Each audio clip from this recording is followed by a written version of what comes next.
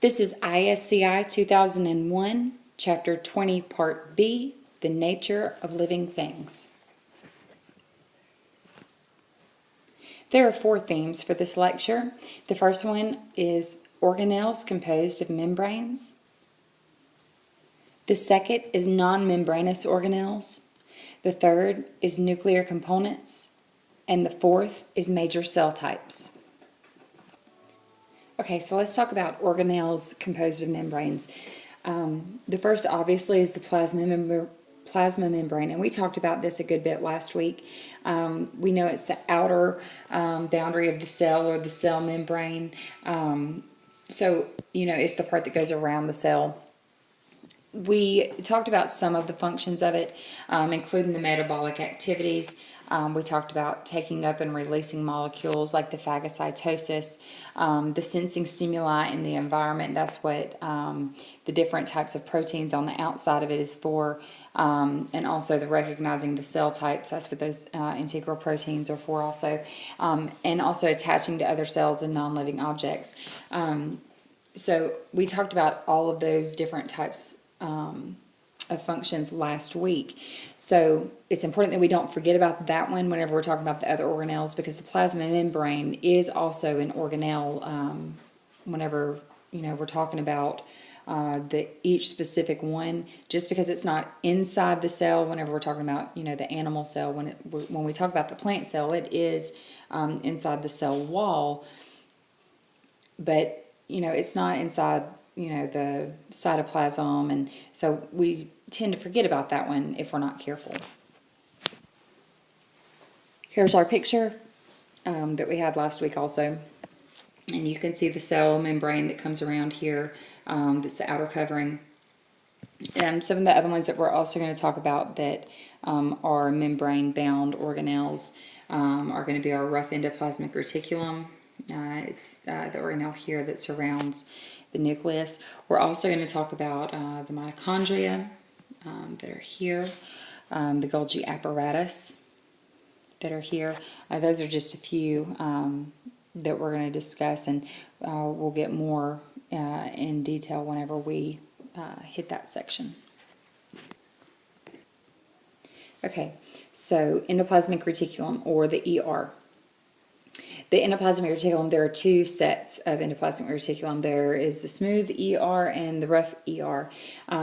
They are a set of folded membranes and tubes throughout the cell, and they function as a major site for chemical reactions to occur within the cell. Your rough ER, this is the site where your ribosomes are attached, and your ribosomes, they make proteins. It's the site of protein synthesis. So this rough ER is going to modify your proteins. Then you have your smooth ER. And your smooth ER, they don't have ribosomes. That's why we call it smooth. And they actually are there to synthesize or to make lipids, so our good fats. Then we have our Golgi apparatus. Our Golgi apparatus functions with the rough and the smooth endoplasmic reticulum to make and package certain molecules produced in the cell. Basically, what's going to happen is that protein that's modified in the rough ER and that lipid that's made or synthesized in the smooth ER, they're going to be packaged onto a carbohydrate in the Golgi apparatus, and then it's going to be shipped out to different parts of the cell, including the cell membrane, to be used by the cell. Then we have the lysosomes. The lysosomes are vesicles, or basically small vacuoles that are produced by the Golgi apparatus that contain waste materials, toxic substances, etc. But basically they're just a little tiny little sac. Whenever we talk about vacuoles in plant cells, we're basically talking about huge sacs that contain dissolved substances and fluids and water and stuff like that. But these little vacuoles, they're tiny, they're vesicles, they're there to actually transport stuff produced by the Golgi apparatus. Okay, so you can see here you've got the rough endoplasmic reticulum that's studded with the proteins that is around the nucleus. or excuse me, that's studied with the ribosomes, the purple dots. And like I said, those ribosomes make proteins. You can see here that those proteins, modified proteins, are being spit out by the endoplasmic reticulum. They're being transported in a transport vesicle to this Golgi apparatus. This Golgi apparatus is taking those proteins in, and this is just one of many, many pathways that, or systems, or things that the Golgi apparatus can do. It doesn't just have to include proteins. It can also include, like I said earlier, the lipids. But typically it's going to attach these to carbohydrates, or even break these down and use them for itself. So it actually turns it into waste. But it'll put it back into another transport vesicle. And then it'll put it and merge with the plasma membrane here, and it will release the protein out of the cell. All right, continuing with our organelles composed of membranes, one of the super important ones is the mitochondria. You may remember from high school, or even from your lower biology level course in college, a thing called the endosymbiotic theory, which is where scientists say that the mitochondria used to be its own individual organism and then merged with our cells through the process. It's one of the processes of evolution, but that's how we are able to maintain our energy levels. But the mitochondria is a kidney bean-like organelle that is considered to be the powerhouse of our cell because it generates energy in the form of ATP. I'll be showing you a picture of it in just a minute, but basically it's shaped similar to this. It's got lots of little maze-like membranes in there just to increase the surface area of it so that it can generate more energy. But it is going to, and actually generate isn't really the exact word. I guess the best word would be either to release energy, or even an even better word would be to transform. Because, energy cannot be made or destroyed. So you can't really generate the energy. You can transform it, you can release it, but it's going to transform the energy that the cell has into a usable form of energy that we can use, which is called ATP, which stands for adenosine triphosphate. Then we have the chloroplast, and I'm going to change our color here to green because chloroplasts are green. It's another energy converting organelle found only in plant cells, and it's used during the process of photosynthesis. So obviously animals, we don't have this. Chloroplasts are going to be found in your photosynthetic protists like algae. It's going to be found in your plants. It will not be found in fungus. It will not be found in animals. Anything that makes its own food will have some type of chloroplast in it. So here, once again, we're going to use the word converting because we're not making it. Energy cannot be made by anything. Energy is. It just is. You can convert it into a usable form. Now, if we could figure out how a chloroplast transforms solar energy into chemical energy. So if we could figure out how chloroplasts actually do that, that would be, I guess, the #1 cure for world hunger right there. Would be able to take solar energy, transform it into chemical energy so that it could be used as food. So here are pictures of a mitochondria and of a chloroplast. All right, and the cool thing about a chloroplast and the mitochondria is they actually don't have one membrane, they have two. They're called a double membrane organelle system. You've got your outer membrane that basically does the same thing as our plasma membrane, it just separates it from the outside. But then, and it also makes it a little bit tougher. But you've also got your inner membrane, and the inner membrane is folded. Remember how I told you it's folded to increase the surface area so that it can make it where the energy is transformed a lot more efficiently. But you can see here how it's folded up on each other. When the membrane is folded up on each other, that's called the cristae. The space in between that's got the fluid in it, that's called the matrix. With the chloroplast, what you have is you've got the outside membrane, and then you've got your inside membrane. On the inside, you have individual little discs, okay, that have chlorophyll in them. Now, those individual little discs are called thylakoids. Okay, spelled like this, thylakoid. Now, if you add several thylakoids together, okay, so those are still thylakoids, okay, but we don't call them thylakoids.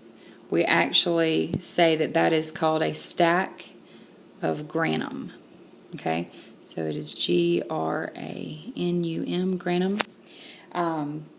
That's where all the magic happens. That's where the solar energy is transformed into chemical energy, and then and that's also where there's two reactions in photosynthesis. You've got the light reaction and you've got the dark reaction. The light reaction happens here. Okay, then you have your stroma, which is the fluid part of the cell. Okay, the fluid part is the stroma, or not of the cell, of the chloroplast, and that is where the dark reaction of photosynthesis happens. All right, now that covers the membrane-bound organelles, so let's talk about those organelles that are not bound by membranes. One of the most important ones is the ribosome. The ribosome is what makes our proteins. Okay, they make proteins. They are tiny little organelles that are made up of RNA and protein, and they make proteins. They make more protein. You can find ribosomes even in the simplest type of cell, the simplest unicellular organism, bacteria. You can find ribosomes even in those. Cellular life would not be possible without those ribosomes to make the protein, because that's what helps the RNA code to make new DNA. So those ribosomes are super important. The next non-membranous organelle is going to be our cytoskeleton structures. Our cytoskeleton is going to include microtubules, microfilaments, and intermediate filaments. And these, the whole function of these is to work as the structural framework. Basically, they can help transport organelles around the cell, or they can help maintain the actual structure of the cell. So you can see here we have a microtubule, and it looks like a tube. It's hollow. Okay, and then we've got our microfilaments and intermediate filaments here, and you can see that it's actually giving more support and structure to the cell. Then we have cilia and flagella. Now, we really only have cilia in one place of our body, and we only have flagella in one place of our body. The cilia and flagella are hair-like structures that aid in the movement or propulsion of substances. The cilia, we're going to find those in our bronchial tubes. Okay, they're going to be attached to goblet cells. These are very, very specialized cells. Okay, and basically their function is to help move mucus out of our lungs, or away from our lungs. If you've ever wondered what makes you cough or gives you the tickle in your throat that makes you want to cough, it's typically from where you have either some cilia that are spazzing out or some cilia that are gunked up with mucus, and it sends a message to your brain that you need to cough so that you can release whatever is on that cilia. And so It helps to remove any type of debris that's on the inside of the lungs. Any type of microbe can be caught there, or allergen can be caught there also. Now, on the flip side of that, the other thing I said that we have are flagella. Now, if you are female, you do not make any type of cell in your body that have flagella, but men do. The only type of cell that is made in the human body that has flagella is the sperm, and the sperm is found in semen. The flagella, basically, their whole function is to spin around really fast. It's a whip-like structure that basically just moves the sperm forward. It only moves it in one direction. Moving on to topic number 3, nuclear components. These are going to be things that are found in the nucleus. Your nucleus of each cell is the brain of the cell, and it houses genetic information. Something that is very important to know, every nucleus of every cell holds the same exact DNA. So no matter if you get a cell from a toenail, or from a piece of hair from your head, or from a nose cell, or from a tooth cell, or from a skin cell from your hip, if you take the nucleus out of it and extract DNA from those different cells, they all have the same exact DNA.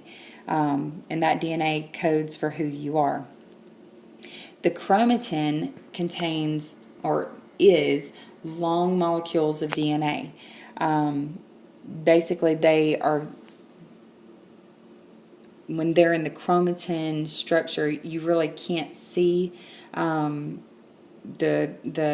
DNA structure.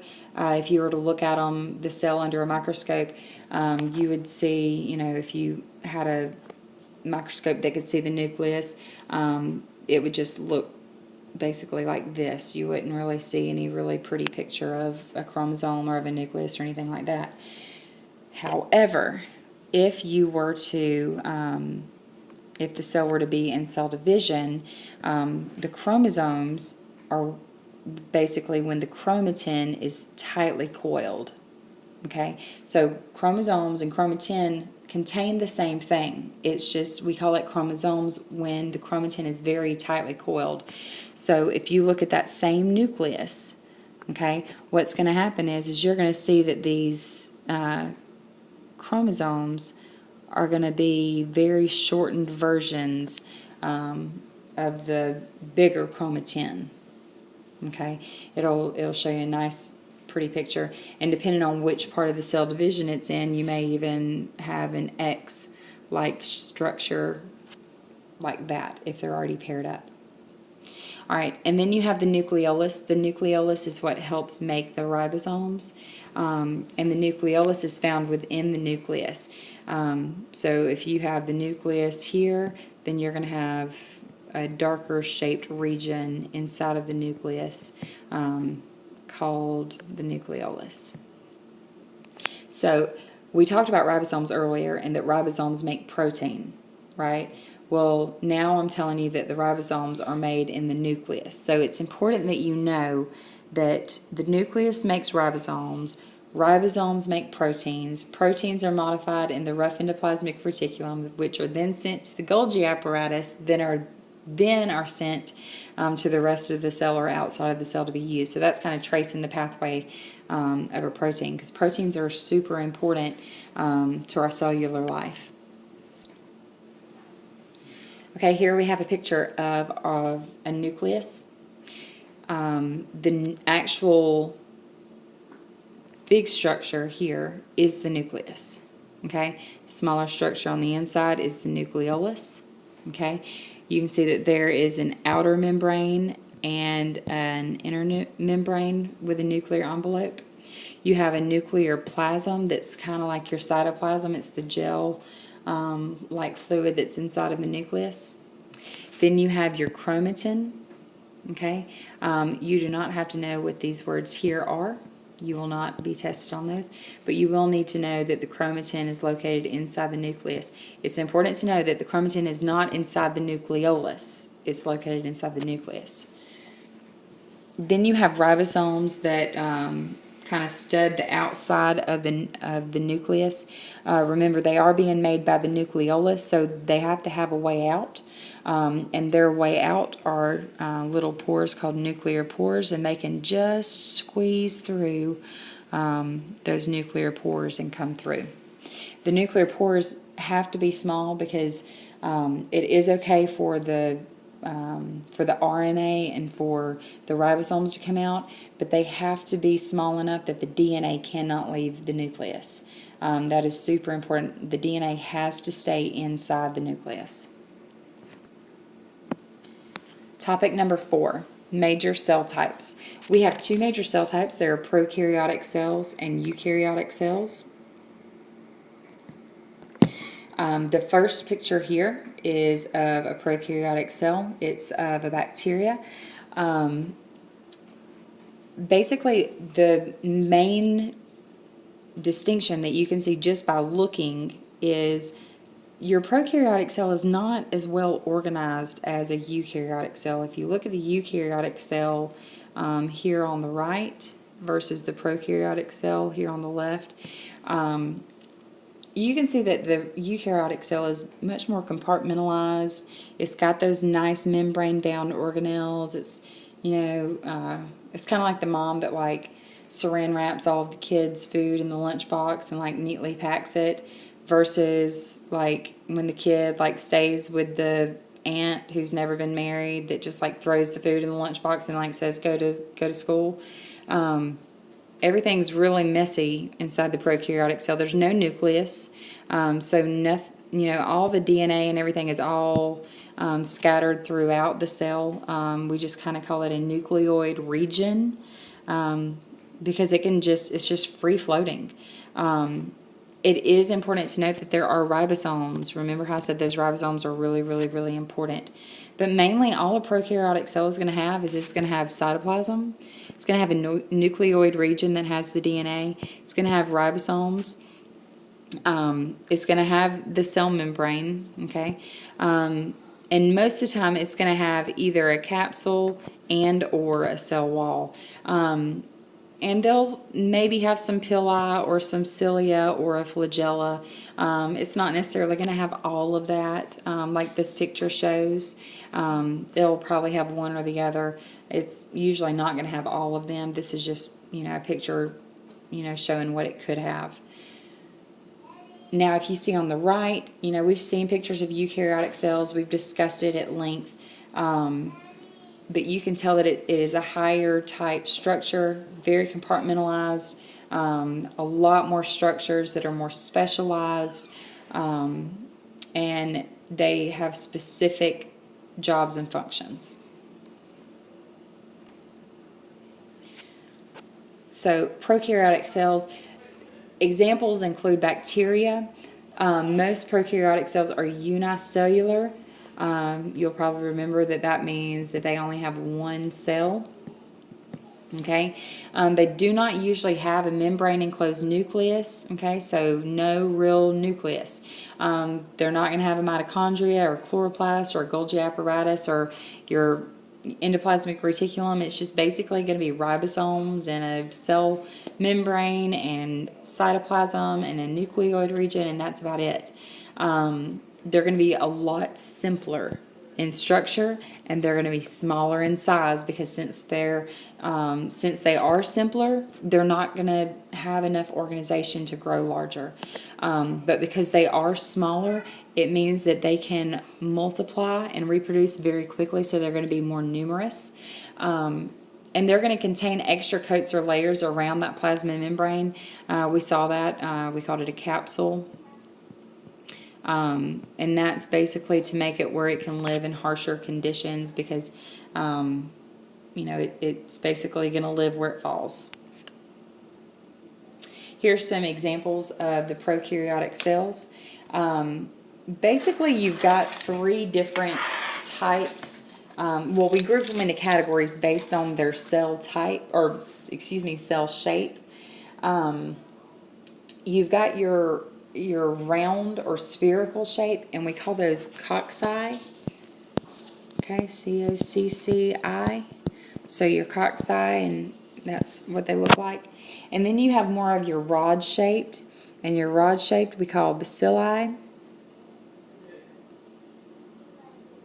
Oh, hold on, let me erase that real quick. All right, go back. Okay, so there we go. Bacilli. And then you've got your more curved shape, and it's called spirilla.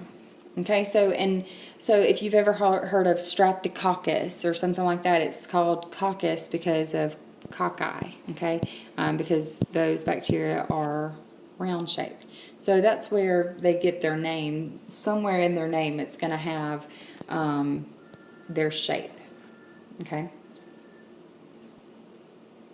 Eukaryotic cells, these include animal cells, plant cells, and fungi. So there's going to be a very wide range of them between, what they look like and that kind of stuff.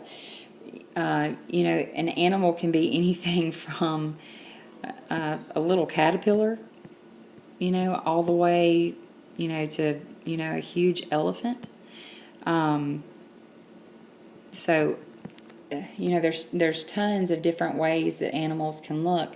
Then, of course, you've got your plants, which, there's all sorts of different types of plants, but you've got your grasses and your flowers and your trees and all of that good stuff. But basically, there's all sorts of types of plants. And then you've got your fungi. And your fungi, those are going to be not just your mushrooms. It's going to include your mushrooms, but it's also going to include unicellular organisms such as yeast. And, we make yeast to make bread, beer, that kind of stuff. So animals and plants, they are all multicellular.